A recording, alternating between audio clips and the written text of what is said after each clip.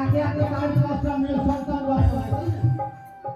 এই হরি মাসে ঠাকুর কাছে গিয়ে নাম করে ঠাকুর একে একে 5টা মেয়ে সন্তান হলো, তো রক্ত রক্ষা করে আমাকে এবার একটা সন্তান দিল।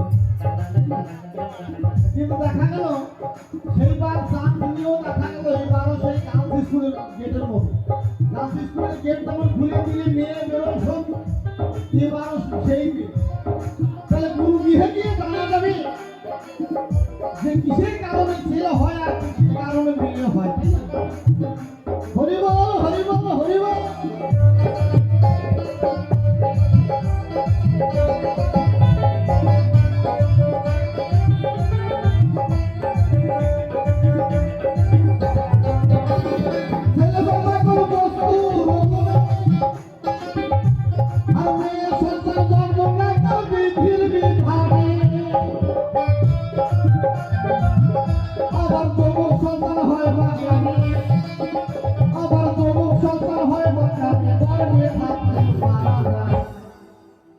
দেখা গেল কারো আছে 10 বছর হয়ে যাচ্ছে একটা সন্তান হয় না, তাই না?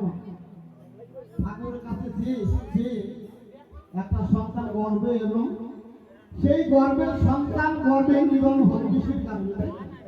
তো রতিশাস্ত্র বলছি 5ম মাস আমার মা যখন গর্ভবতী সেই মাতৃ যদি ভোগ করলে পরে কানা খোলা বোবা এবং মৃত হতে পারে সন্তান, তাই না? এটা রতিশাস্ত্র বলছে। তাহলে 5ম মাসের পরে আর ওই তারে যাওয়া যাবে না। হরি বল হরি বল সবাই মিলে তাই বল হরি বল হরি বল।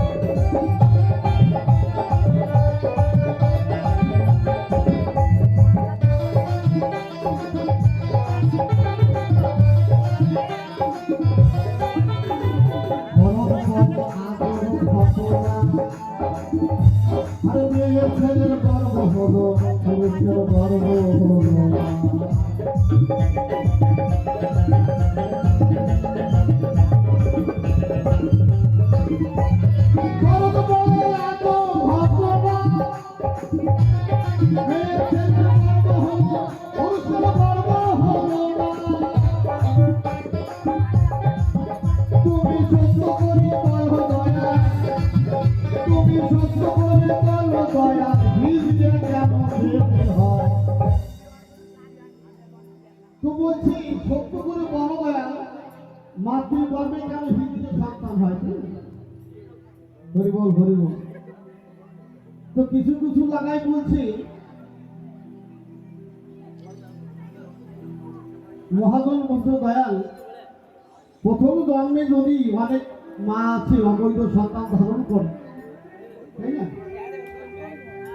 এবং এক জয়ের মধ্যে যে ডাক্তারি ভাষায় বলছে সেটা যদি হয় তাহলে এই হিন্দুর সন্তান হবে।